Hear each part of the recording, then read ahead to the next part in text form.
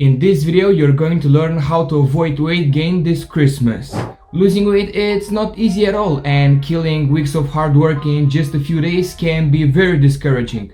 So if you want to prevent sabotaging yourself, keep watching until the end.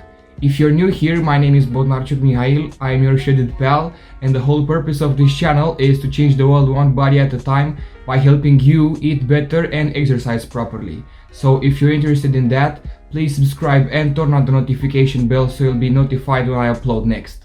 So the first thing that you want to do before Christmas is to avoid overshopping. Did you know that the UK froze more than 4 million tons of food during December? This includes 263,000 turkeys, 7.5 million mince pies, and over 170 tons of sprouts.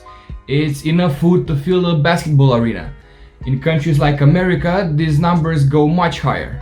We were taught since childhood not to be wasteful, especially with food. With so many millions of people around the world who are starving, how would you dare to throw so much food away? And this is the mentality that you face the holidays with. But forcing yourself to finish everything on your plate and all the food that you prepared won't save anybody, especially your weight. So to avoid buying more than you need and eating a lot more than you should, write a shopping list before going to the supermarket. I'm sure you have an idea about how much food you get and how much you're spending on a regular shopping run. Keep that in mind when you're writing everything down and make sure you're not overbuying. If you left the supermarket with an overflowing shopping cart, then make a stop at your local food bank. If you don't have a food bank close by, then just give it to homeless people or families in need. It's Christmas, so everybody deserves a gift. Getting into tip number 2, and that is if you're cooking, don't eat at the stove.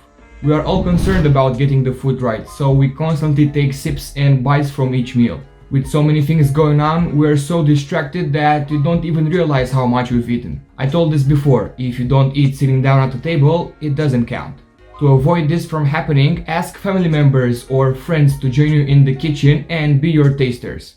And also, as a side tip, don't be hungry when you're cooking. When cooking is done and you sit down at the dinner table, remember this next tip. And that is to eat everything you want, but on a smaller plate. Watching your portion size is key to avoid overeating. Going back to that wasteful mentality, you will finish everything on your plate no matter what, so don't get the biggest one. After you sit down at the table, take a look around, see what immediately appeals to you. Pick some foods that you really love, not everything that you like. If we sit down for 5 minutes, I believe we can come up with 1,000 foods that we like. Don't hold back from anything because it's got too much fat, sugar, calories, or whatever.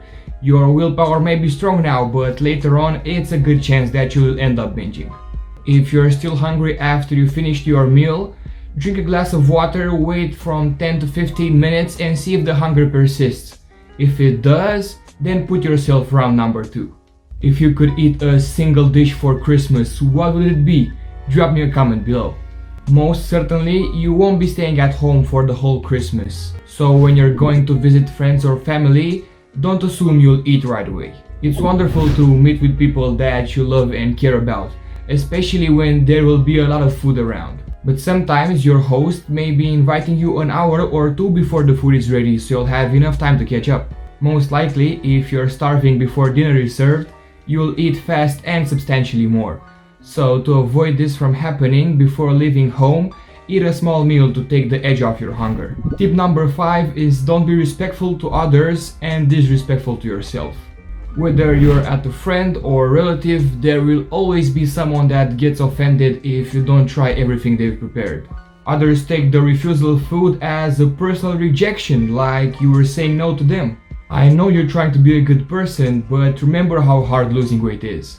Sometimes taking care of yourself means learning to say no to people. You can politely refuse them or at worst compromise and take a little bit. If you did compromise, don't be angry with yourself because you ate out of appropriate and sensible reasons. Whatever you do, remember this, that at the end of the day, you are the one who has to live with the consequences of your actions. So don't end up hating yourself by trying to please others. I would love if you could drop me a comment and tell me if these tips were helpful and which one was your favorite. Also, don't forget to subscribe and turn on the notification bell if you want to see more videos like this. I wish you a Merry Christmas and I hope to see you soon.